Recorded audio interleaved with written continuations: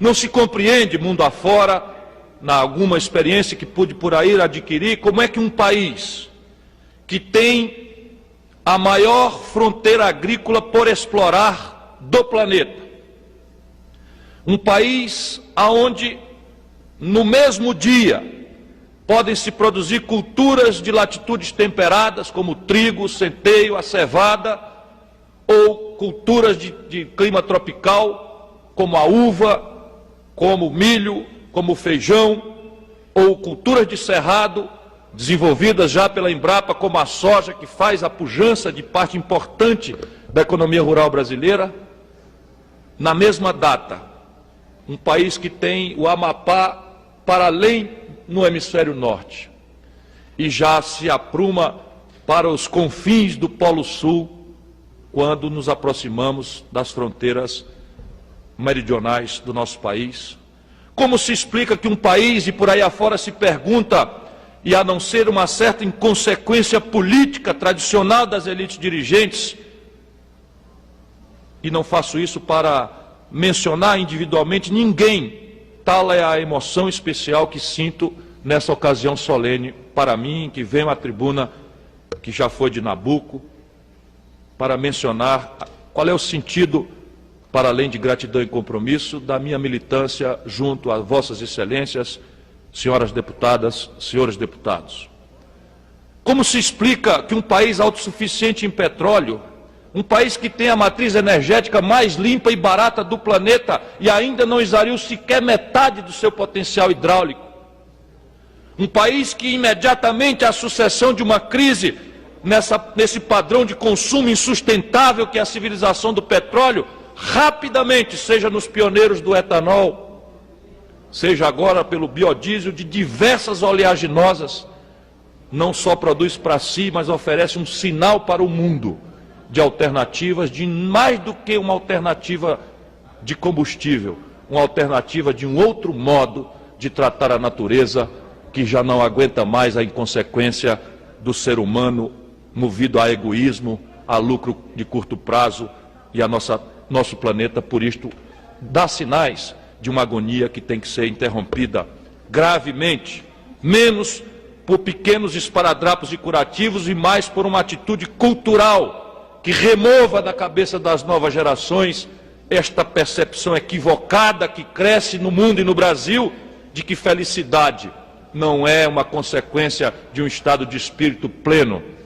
de ideais e de lutar por esses ideais. Crescentemente se leciona a juventude do mundo que consumir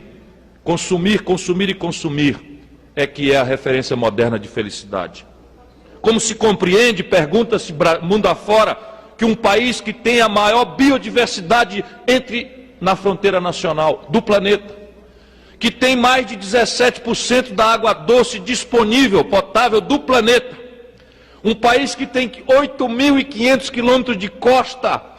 aonde se podem, por exemplo, pescar praticamente todas as espécimes. Um país que tem a maior diversidade mineral, de minerais metálicos ou não metálicos, minerais sensíveis, minerais raros, nas suas próprias fronteiras. Como se explicar que nós entremos século XXI adentro, perguntam os de fora, os estrangeiros, que nós tenhamos que conviver com a lógica de um país assustado pela violência, pelo medo que está como um espinho cravado no coração da família brasileira, não mais nas grandes cidades apenas, mas nas médias e pequenas cidades do país? Como explicar, pergunta um estrangeiro, confinado nas suas diatribes, fundamentalismos religiosos, sectarismos raciais, que um país miscigenado, caboclo, negro, indígena, europeu, japonês, italiano, eslavo, árabe, judeu, aqui se confraternizem, dissipando todas as razões estúpidas da segregação dos homens pelos homens por crenças religiosas ou pela cor da pele. Eu quero crer, senhor presidente, excelências, colegas, amigos e amigas que me distinguem com a sua atenção, que é uma inconsequência crônica da elite política brasileira Porém, isto não me faz, porque é apenas uma constatação, para responder apressadamente à pergunta incômoda de um estrangeiro que, olhando para o meu país, não lhe perceba os desafios que já vencemos e estamos vencendo e queira agravar, desapercebidos de seus problemas, os nossos pesares, os nossos descontentamentos. Se mais tempo fosse dedicar eu a esses preconceituosos, muitos deles com títeres de cabeça colonizada entre os meio brancos aburguesados de uma burguesia, de uma fração de uma burguesia meio à toa que pulula a nossa discussão, eu lembraria o que quero lembrar agora, porque o sentido desse depoimento é muito mais a reafirmação de uma crença segura, não supersticiosa. Eu não creio, mesmo pela minha fé,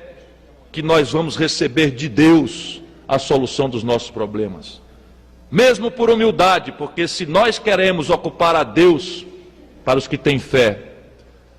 como eu, dessas nossas mundanices, que Deus primeiro priorize essas regiões extensas do planeta conflagradas pela guerra fratricida,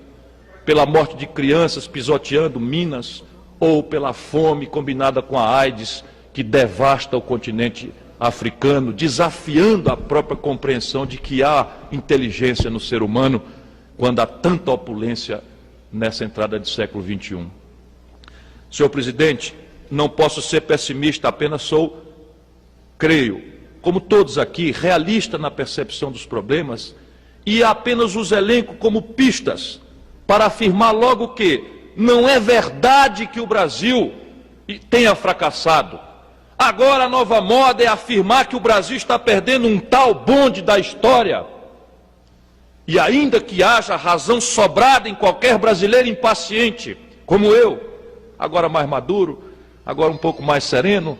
diz o governador Albano Franco, que se apresta ali a cometer mais uma, duas suas proverbiais gentilezas, que o meu pavio está incumpridando. Mesmo a nós, impacientes, não é possível esconder, na nossa própria história, está recentemente encravado o mais belo e sofisticado e veloz experimento de crescimento do mundo capitalista em todos os tempos. Se a China, esta nação irmã, é esta potência impressionante hoje em todos os seus números, ela ainda precisará trilhar caminhos bastante largos, aqui ainda mais há 15 anos, para consolidar aquilo que o Brasil fez, saindo de uma sociedade rural no pós-guerra, onde 80% do povo se ocupava de uma agricultura rudimentar ou da monocultura da cana-de-açúcar para cima e do café para as latitudes médias, Deputado para virar Ciro a Gomes. 15ª potência industrial do planeta. Ouço o ex-presidente da Confederação Nacional da Indústria na hora que falo que nosso país é a 15ª economia industrial, mas ouço também o eminente governador Deputado de Sergipe, Ciro o eminente Gomes. deputado Albano Franco. Como é bom ter a oportunidade aqui e agora de ouvir o homem público, o deputado Ciro Gomes. Vossa Excelência dá hoje, aqui nesta casa, um exemplo de como o homem público brasileiro deve agir, com transparência, com seriedade e com firmeza. Como também posso dizer sem nenhum receio de errar, inclusive pela minha experiência de vida política, administrativa e empresarial neste país, deputado Ciro Gomes. Vossa Excelência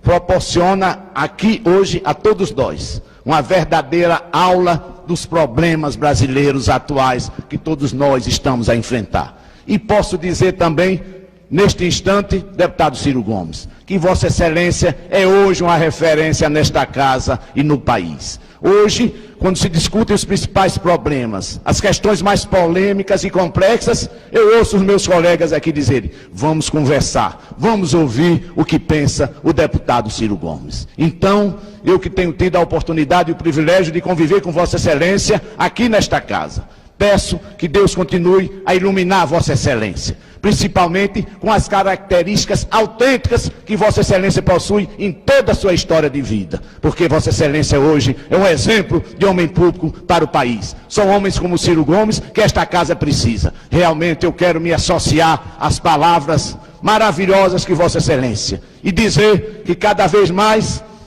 deputado Ciro Gomes, Vossa Excelência fez pelo Ceará, pelo Nordeste e pelo Brasil. Nós continuamos a confiar e acreditar no futuro desse país. Obrigado, deputado Albano Franco, pela generosa palavra de Vossa Excelência.